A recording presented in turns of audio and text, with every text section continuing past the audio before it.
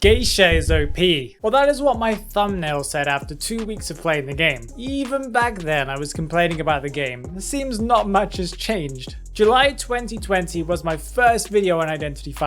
1 minute into the video and my biggest complaint, it's a great game but it just doesn't explain to you anything that you need to know, was that the game didn't explain how to play it. 2 years later and NetEase fixed it.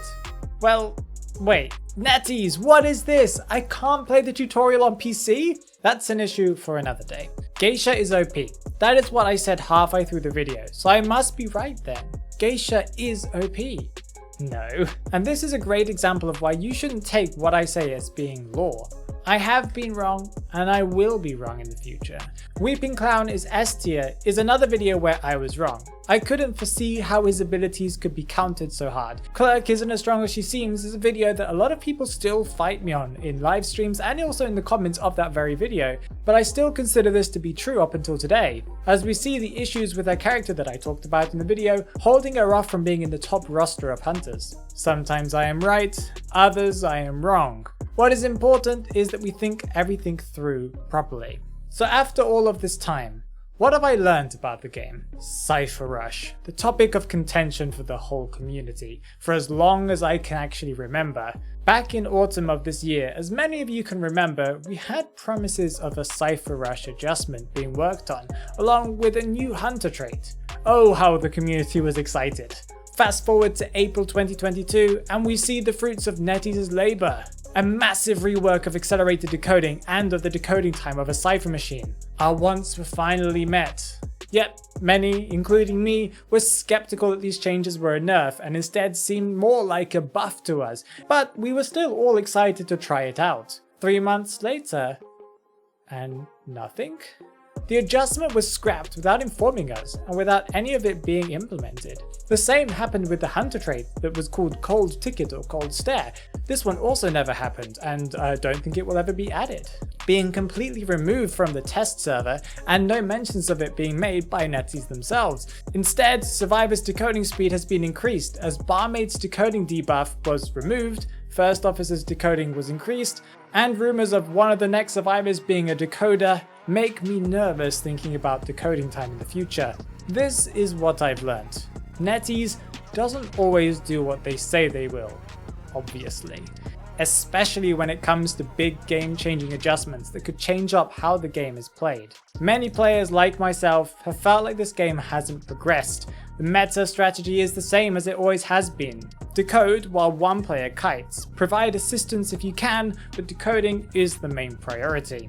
NetEase seems to make small attempts at changing this by implementing more assist-style characters, so we can give them that.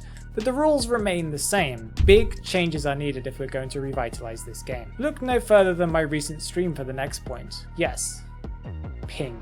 Well, ping technically and the game optimization. The community has been having issues with ping in the NAU server since the game's release, but over the years the number has crept up. When I started playing the game, the ping was around 120 average. Me living in Russia, of course, and now I am sitting in an average of 140, sometimes an average of 150. On some days my ping doesn't drop below 200. NetEase says they're trying to fix the issue, but we have no proof. Neither do we believe that claim. So for competitive play in our server, well, realistically there can never be a real competitive league in our server. Players in the US will always have a massive advantage over players from Europe, not to mention the over 70 stories of people in my community alone who have suffered from the game constantly crashing, game not opening, and so much more.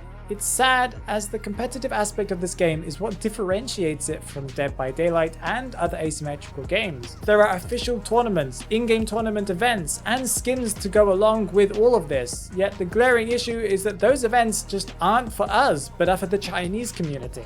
As our server tries to play catch up with the rest of them. It isn't all doom and gloom though. After everything that I've mentioned, and many other balance issues that we haven't even talked about, you ask me, why do I still play Identity V? Why have I sunk over 1,500 hours into this, and even more hours writing scripts, recording videos, theorizing, thinking about this game? You are the answer to all of this. The community is what has brought me back time and time again, and it's the community that has always made streamers on Twitch playing Identity V for the first time feel welcome playing the game, giving them tons of help and assistance with any kind of questions that they have. Improv in D&D was a great example of this. Is a streamer that we raided on Twitch after one of my streams. He had been playing the game for I think 2 weeks, if I remember correctly, and his extensive game knowledge and gratefulness towards the community was all due to you.